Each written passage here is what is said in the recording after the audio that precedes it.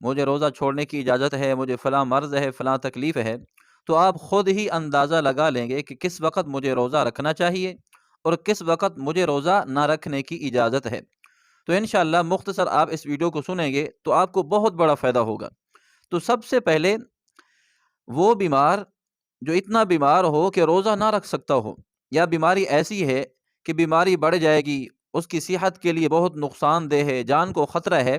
تو ایسا مریض جو روزہ رکھے گا اس کی صحت خراب ہو جائے گی، جان چلی جائے گی، جان کا خطرہ ہے، تو ایسے مریض اور بیمار کو روزہ نہ رکھنے کی اجازت ہے۔ مگر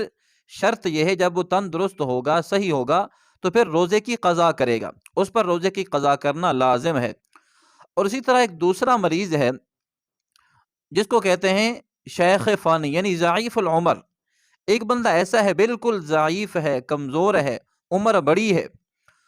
اور یہ بھی ہے کہ ابھی رمضان کے روزے رکھ نہیں سکتا اور بعد میں قضا نہیں کر سکتا، تو اس کے لیے کیا حکم ہے؟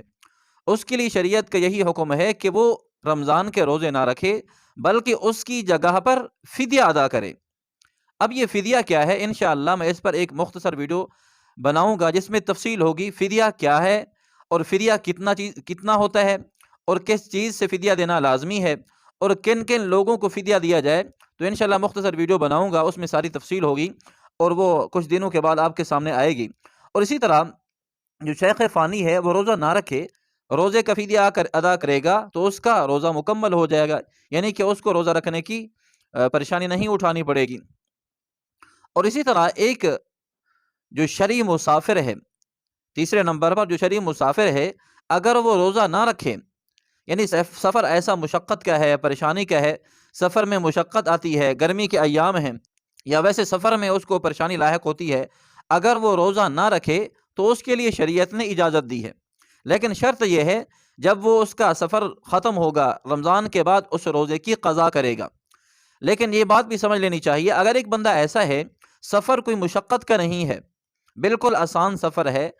سہل سفر ہے، اس میں روزہ رکھ سکتا ہے، تو اس کے لیے روزہ رکھنا بہتر ہے، روزہ رکھنا چاہیے۔ لیکن یہ بات بھی یاد رکھنی چاہیے، اگر ایک بندہ مسافر ہے، شرعی مسافر ہے، آسانی کے باوجود بھی روزہ چھوڑ دے تو اس پر کوئی گناہ نہیں ہے، کیونکہ شرعی سفر ہے،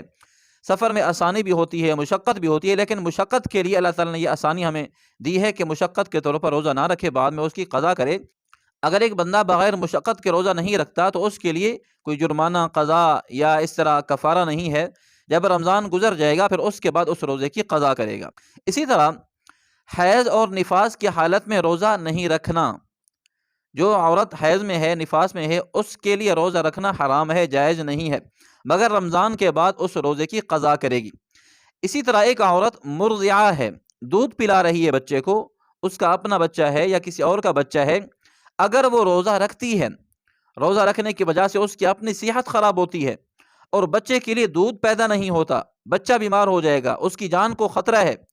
تو اس عورت کے لیے، مرضعہ کے لیے، دودھ پلانے والی عورت کے لیے روزہ نہ رکھنے کی اجازت ہے۔ ابھی وہ روزہ نہ رکھے، بعد میں جب رمضان گزر جائے اس کی قضا کرے۔ اور اسی طرح ایک عورت حاملہ ہے، حمل سے ہے، اگر وہ روزہ رکھتی ہے، اس کے بچے کو یا اس کی جان کو نقصان کا خطرہ ہے، بچے کا نقصان ہو جائے گا، بچہ جو ہے اندر مر جائے گا، تو بچے کے نقصان کی خاطر روزہ نہ رکھنا اس کے لیے شریعت نے اجازت دی ہے۔ اور اسی طرح اس کی اپنی جان کو نقصان کا خطرہ ہے، اندیشہ ہے، تو ابھی روزہ نہ رکھے، بعد میں اس کی قضا کر لے۔